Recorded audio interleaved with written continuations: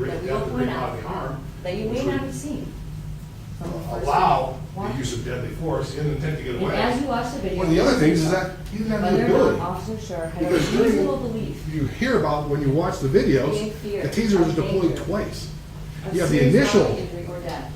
deployment, it was you Ask hear it yourself, fire, when Patrick did grabbed it Patrick and moved Lyoya away. disarm Officer It was Schurr with his deployed a taser? second time when the two of them were on the And did ground. he You're going to eventually hear and see obtain the full video control? that they're on the ground, they're struggling, and then the guy goes, let go of the tape. Ask yourself, And there's did Officer let go of Schurr the tape, try and he to moves get away. that taser back? So the taser was deployed And the did he second time. believe that the Brian taser Childs will was tell you wrong? that. He says this taser was deployed evidence on was two shown separate occasions. that Mr. So the Lyoya prongs, was driving that caused the the car neuromuscular wrong place. incapacitation There's were no gone. dispute that They this couldn't be was fired again. wrong. You can't necessarily reload them because there's And wires. then You can't he just put those ignored back over in. 29 So the ability to cause NMI was gone at that point in time. 29. Now, the one thing that was left is there is something that's called a You'll drive see he stone. pushed, A drive stone where you shoved, take essentially the end and you can resisted drive it arrest, in, and then make he fought, contact. and fought, The drive and stone fought. does not cause NMI. The drive stone is a And then he painful attempted to device, disarm it and causes did pain, disarm but the Officer drive Schurr stone with his itself does taser. not cause any sort of great bodily harm. An It causes inherently dangerous injuries weapon. where the prongs hit or something like that, but it doesn't cause any sort of great bodily harm by the And you'll drive hear, stone. he was nearly And 4 Brian will times tell you lethal that. limit, unfazed by So when you're danger. looking at that, when So it's your the job two experts throughout say, this well, trial the ability of decide Patrick to do whether Officer anything Schurr's was not belief there that because he his couldn't taser shoot the was taser lethal. had been shot, the drive stone doesn't cause, so there's no intent, there's no ability to cause any sort of prosecution harm in this to case the officer. has the sole burden. You also take a look at You the have the officer. sole burden. of The officer's proof. perspective, The you gotta judge will take a- talk to you a little bit more about this at the end of the trial. And it's the prosecution's burden to prove all of the elements of the crime, and also to prove that Officer Schurr was not justified, that he was not in fear. It's not our job to prove anything. It's not our job to convince you he was afraid. It's the prosecution's job to convince you that he was not afraid, that his belief was not reasonable, that it wasn't reasonable for him to be in fear after he was disarmed of his taser, after fighting for over 2.5 minutes. And after you see what Officer Schurr went through, after you hear from our experts, ask yourself, has the prosecution proven beyond one single reasonable doubt that this wasn't self-defense? Because if there's any doubt, the law is clear. In a criminal case where one's liberty is at stake, the Constitution demands something far more: proof beyond a reasonable doubt. So if there's even one doubt in your mind, you must find Officer Schurr not guilty. Not guilty of all charges. And at the end of this trial, we trust that after hearing all of the evidence, you'll understand that this was not murder. This was survival. This was self-defense.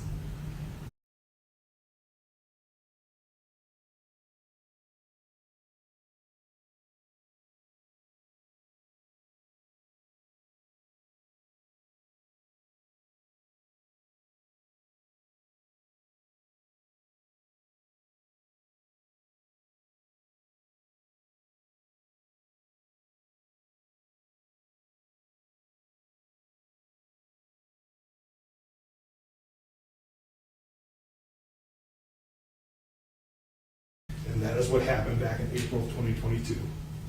The defendant committed the crime of murder, and you listen to all the proofs, and you go back and deliberate. We're going to ask that you return a verdict of guilty to second-degree murder. Thank you. And Ms. Hamilton, would you like to give your opening now or wait until later? Now, Your Honor. All right, you may proceed.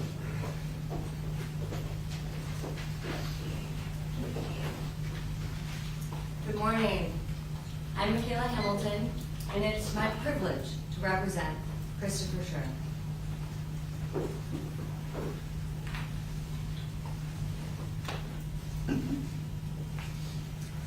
Let go of the taser. Let go of the taser. Drop the taser. Those are the final commands that Officer Schurr gave to Mr. Lyoya before he was forced to make a decision he hoped never to have to make. What you'll learn from the evidence in this case and throughout this trial is this is not the murder case that the prosecution reports this to be. This case is about self-defense, which is, as the judge will explain, is a justification to murder. The prosecution will try to paint this as something it's not. They'll use words like excessive, unnecessary. They'll call Chris Schurr a murderer for doing the very job we asked him to do, for protecting the citizens of Grand Rapids and for protecting himself. And the evidence will show that this was not murder.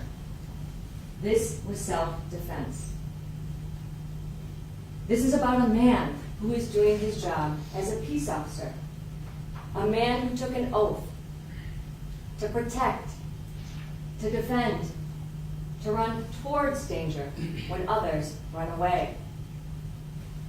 The evidence will show that Officer Christopher Schurr did everything he could to avoid using deadly force, even after being disarmed of his taser.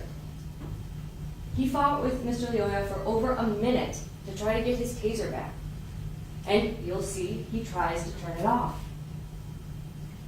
And when he couldn't, when he lost all control, he was forced to make a split-second decision, one he hoped never to have to make. He didn't choose to take a life. He chose to save his own. And we trust that after hearing all of the evidence, after hearing all of the facts, the evidence will show that Christopher Schurr is not guilty. He is not guilty of any crime and must be acquitted of all charges because he followed his training, he followed the law, and he did everything he had to do to survive. So, I want to take you back to that day, April 4th of 2022. It started as an ordinary day. 31-year-old Christopher Schurr woke up around 4 a.m., which wasn't unusual. Chris was used to working hard. He earned a full-time scholarship to Siena Heights University, and he was a 5-time All-American cross-country athlete. He was born and raised in Byron Center, where he met his high school sweetheart and now wife, Brandy, who is here with him today. Chris and Brandy were heavily involved in their church, frequently attending mission trips to Kenya, which is where they chose to get married. Chris and Brandy have always been devoted to helping others. So, around 4:30 on that Monday morning, and before going to work as a Grand Rapids police officer, Chris kissed his wife Brandy and their dog Arrow goodbye, telling them he loved them. And Chris arrived at the station around 5 a.m., roughly 30 minutes before his shift started.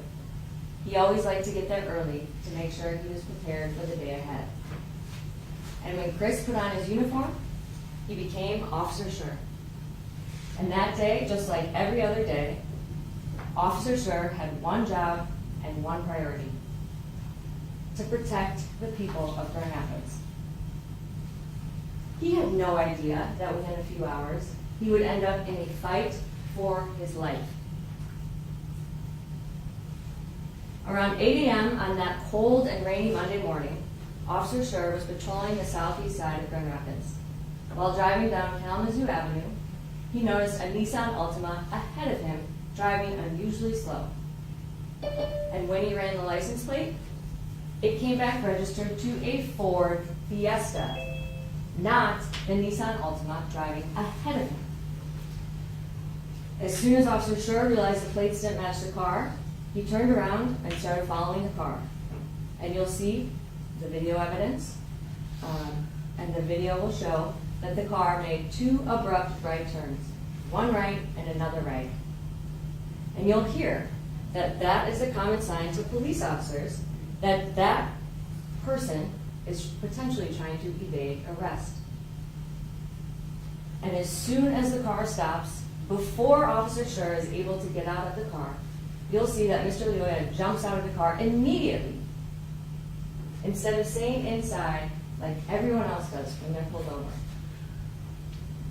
And because of that, Officer Schurr jumped out of his car and immediately commanded him to get back in the car, just like he's trained to do. But the driver failed to comply. And this is a common theme throughout this case. Because Grand Rapids police officers are trained to consider failure to comply. Ask yourself why. As you'll hear, failure to comply with a police officer's lawful commands automatically escalates the situation, raises safety concerns, and creates a reasonable belief that this person could be a potential threat. Ask yourself, why was the plate registered to a different vehicle? Why did the car make 2 abrupt right turns? Why is the driver exiting after coming to a full stop? When Mr. Lyoya jumped out of the car, it signaled to Officer Schurr that this could become dangerous very quickly. But despite this, you'll see that Officer Schurr stays calm. He gives the driver the benefit of the doubt and continues with routine stop protocol, asking Mr. Lyoya for his license. But instead of cooperating, you'll see Mr. Lyoya evaded questions and demanded to know what he did wrong. Officer Schurr confirmed that Mr. Lyoya spoke English and calmly explained that the plates didn't match the car. Finally, after the 7th request for a driver's license, you'll see the driver pats his pockets. And then he says he has a license in the car. And he asks the passenger of the vehicle to get it. And you'll see that the passenger couldn't produce a license. And then Mr. Lyoya abruptly shuts the door and starts walking away from Officer Schurr. Again, failure to comply. Ask yourself why. Why isn't the driver providing the license? Why did he shut the door and walk away? And you'll hear that officers are trained that when someone tries to distance themselves from a car, it could mean that there's contraband, weapons, or other items inside the car that they don't want the officer to see. All signals raise concerns from the start of the traffic stop. But once Mr. Lyoya failed to produce a license, Officer Schurr attempted to place him under arrest. He ordered Mr. Lyoya to put his hands behind his head so he could arrest him. But Mr. Lyoya continued to ignore his commands. And you will hear that Officer Schurr gave over 29 lawful commands. 29. Ladies and gentlemen, that's 29 chances that Mr. Lyoya had to change his outcome safely.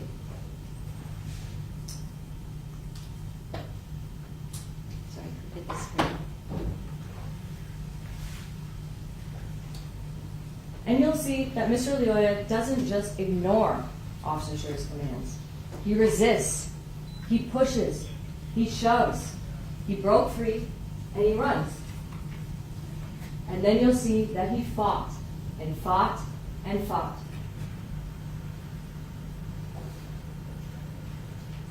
Mr. Lyoya continued to escalate the situation by failing to comply with Officer Schurr's lawful commands.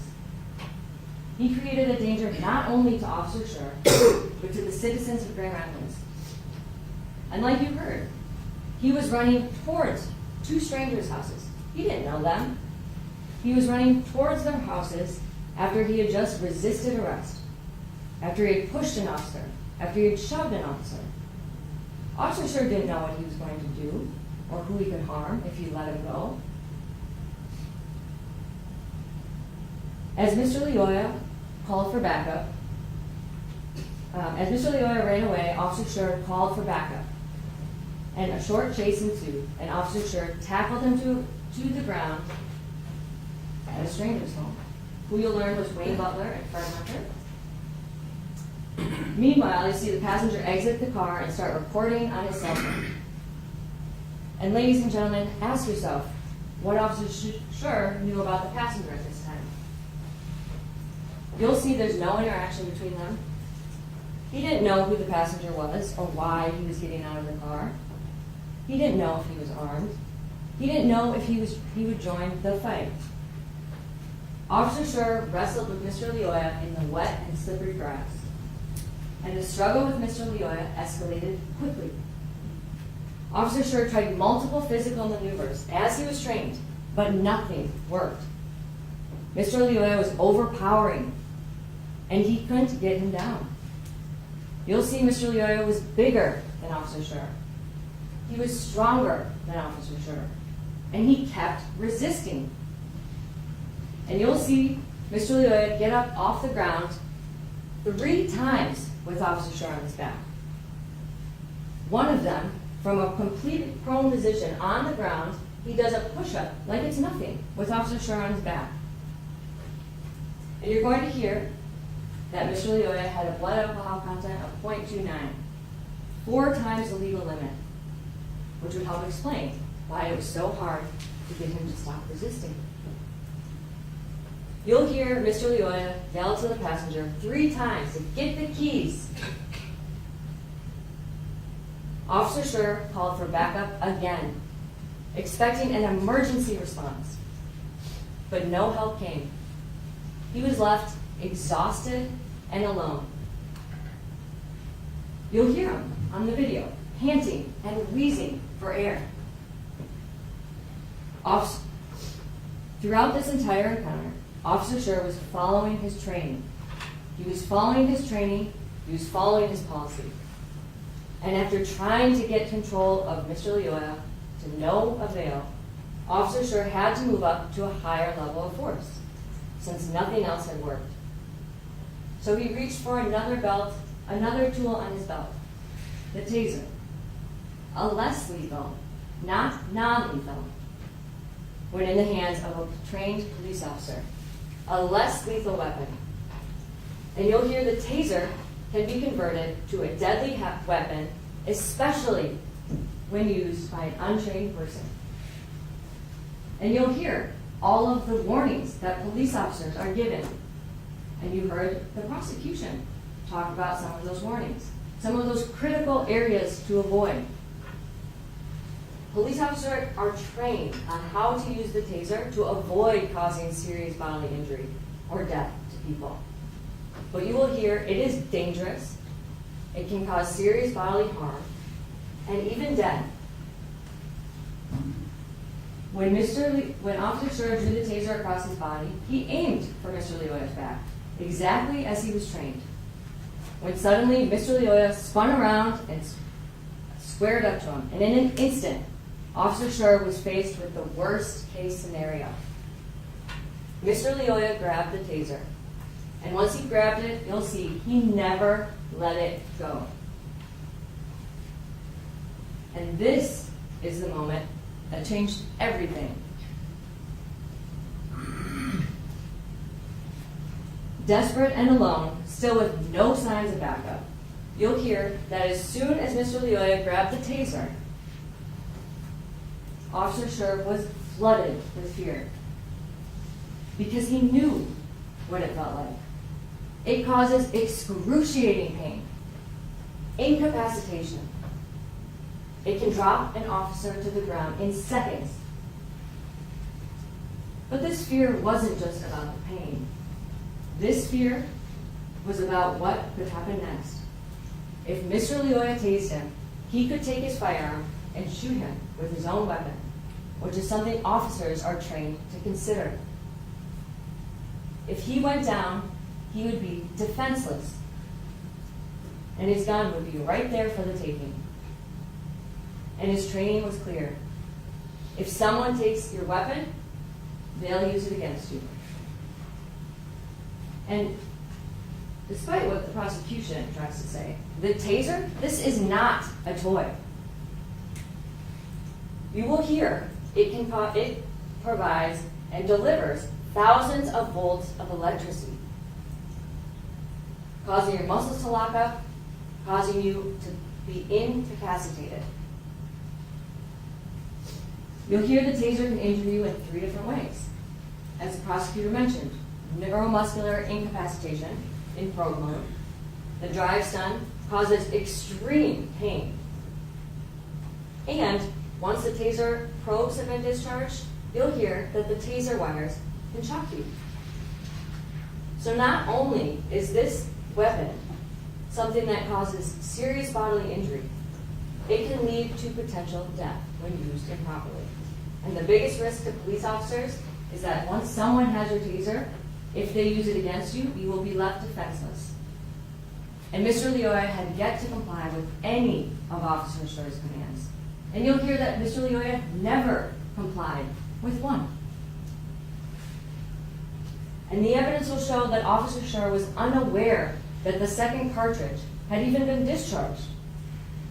He didn't know it could only be used in drive stun mode.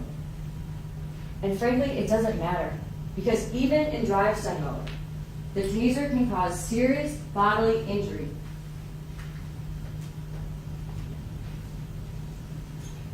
The prosecution will try to downplay this. They'll try to say it's not that harmful. I'm It's going not to that. object that she's arguing now, Your Honor. This is not for to argue against my case, it's to present her case. I would sustain that, we're being a bit argumentative. Ms. Hamilton, tone it down a little bit. Thanks. Throughout this trial, the evidence will show that the taser is a dangerous weapon that can cause serious bodily injury or death. Period. The law doesn't ask an officer to wait until they're injured, incapacitated, or shot to act. And you'll hear from our experts and other police officers that officers are trained that action beats reaction. You will hear how quickly officers are trained, someone can turn on them and injure them with a weapon. It's faster than they can respond. And throughout this trial, the only question for you to answer is whether or not Officer Schurr's fear was reasonable. And the prosecution cannot meet its burden that it was unreasonable for Officer Schurr to be afraid of Mr. Lyoya after he disarmed him of his taser, gaining full control of it, trying to fight to get it back for over a minute, regardless of the mode. The moment that Mr. Lyoya grabbed the taser changed everything. With Officer Schurr's heart pounding, his only thought was clear. I have to get the taser back now so I can arrest him. For over a minute, he fought and fought and fought to get it back. He shouted, "Let go of the taser," again and again and again. Officer Schurr tried everything he could to stop it. He tried to turn it off, but Mr. Lyoya's hand blocked the safety. And then, when Officer Schurr looked down, he saw Mr. Lyoya holding the taser in his hand like a firearm. And he felt him getting up off the ground again with the taser in his hand, turning up towards him. And in that split second, he had to ask himself the most terrifying question someone can ever ask. Am I about to die? If he didn't act in that moment, he was afraid that he wouldn't make it home that night. So, Officer Schurr, completely out of breath, with no signs of backup on the way, with no other viable options, yelled out one final verbal command to drop the taser. And Mr. Lyoya failed to comply. Now, throughout this trial, as you're reviewing all the evidence, ask yourself, why would Mr. Lyoya let go of the taser if he didn't plan to use it? Why would Mr. Lyoya switch it from his left to his right hand? And you'll see this in the video. Why would he do that if he didn't intend to use it? Why would he keep holding on to it after every command to let it go? Why was he holding it like a gun while getting up and turning towards Officer Schurr?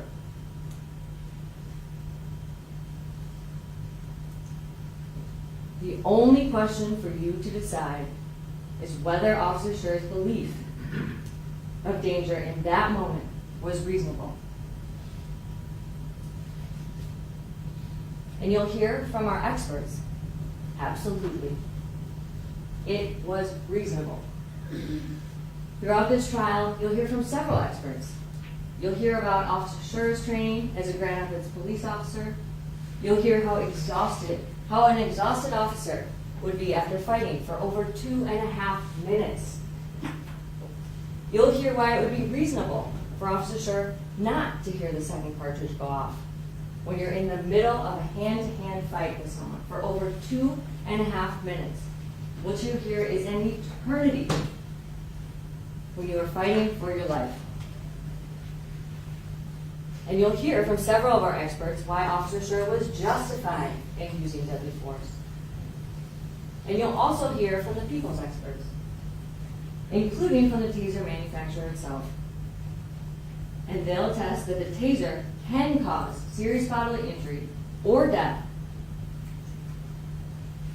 when used improperly, especially by an untrained and unlicensed person. You'll also hear from the people's police practices experts, a professor, a law professor from South Carolina, who was a police officer 20 years ago. You'll also hear from their expert from New Mexico, a police officer from New Mexico. So when you hear from these experts, ask yourself, what are they? Check, Your Honor, she's arguing again in terms of commenting on our experts. That's not what she's proving, is what... So I'll sustain that as well. When you hear from all of the experts, consider what they're relying on. And at the end of the trial, the judge will instruct you on what the law is and what you must consider based on what Officer Schurr knew and how Officer Schurr was trained. And the law says that a police officer is allowed to use deadly force if he honestly and reasonably believes that he is in danger of serious bodily injury or death. And when you're answering that question, you must consider this from the perspective of an ordinary and prudent person with the knowledge and in the situation of the arresting officer. So when you're considering all of the evidence, when you're hearing from all of the experts about police practices and the use of force, remember this. This is what you'll have to consider. What Officer Schurr knew, what he was trained.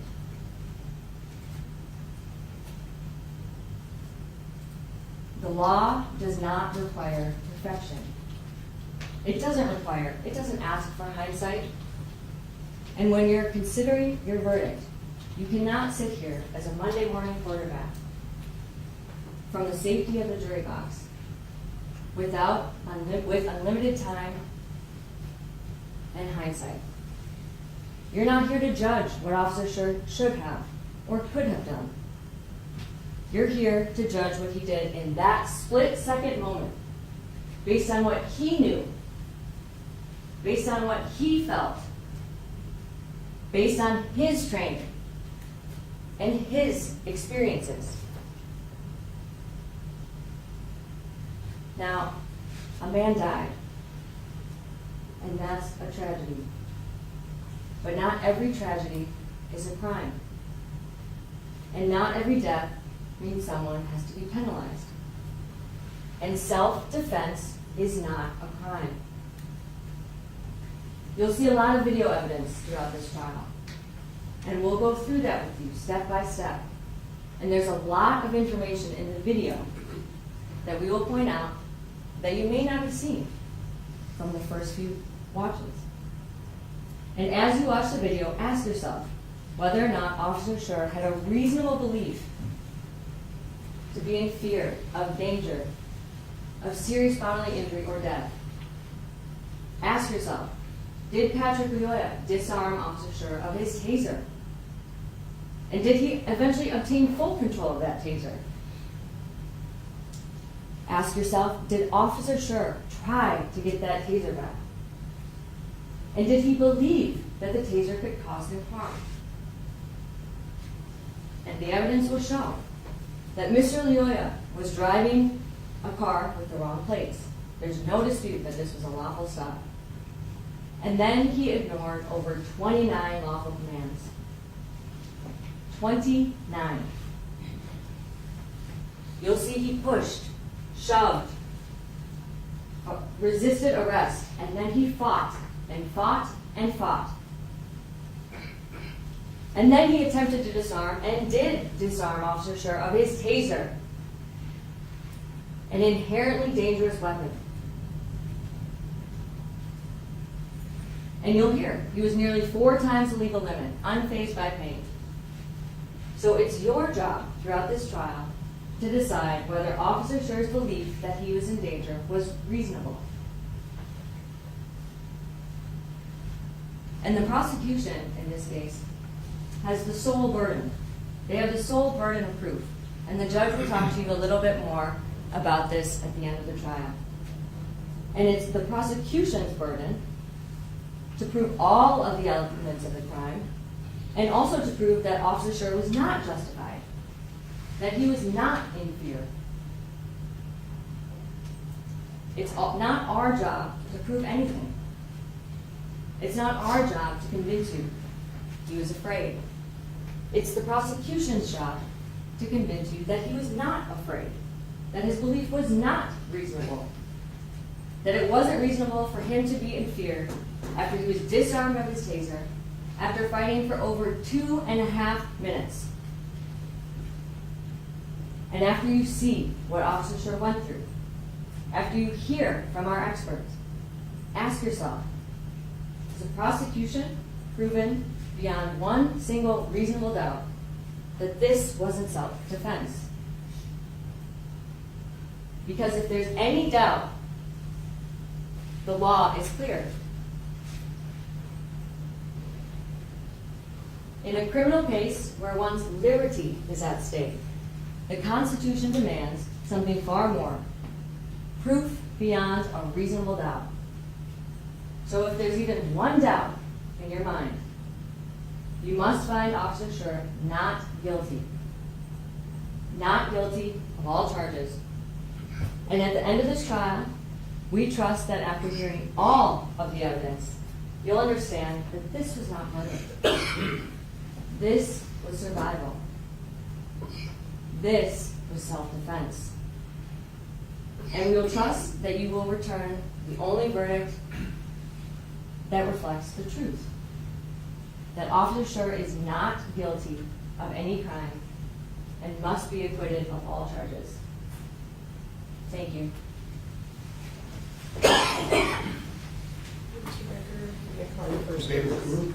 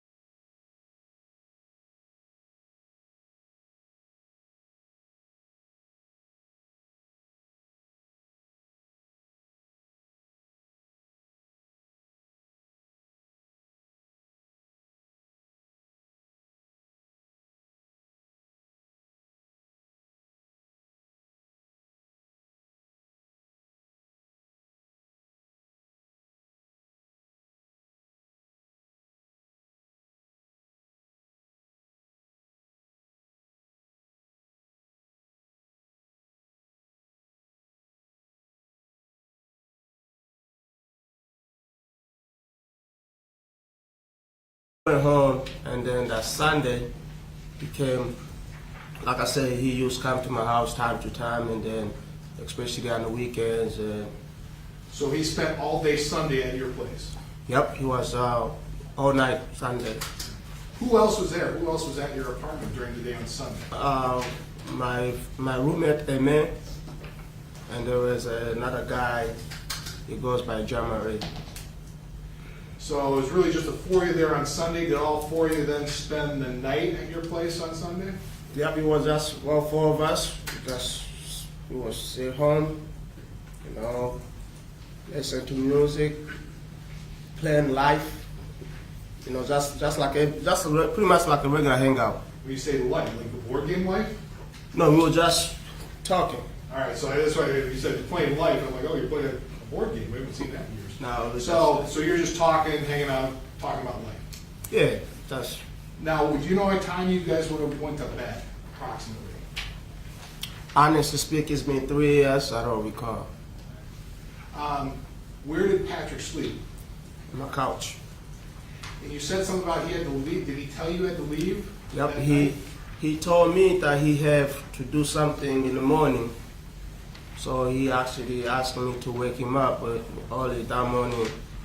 So that's what I did. I woke him up. I did not know that he was going to get shot.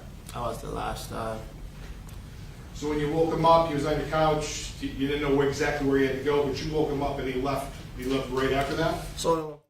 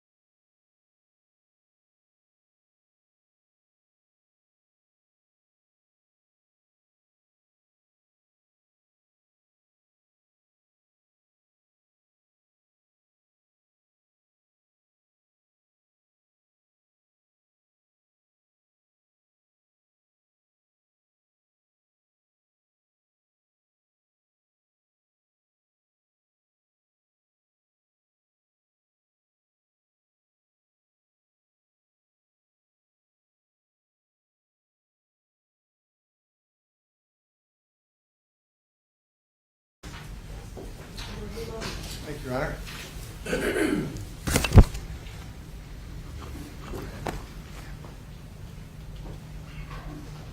Good morning, Mr. Bakuro.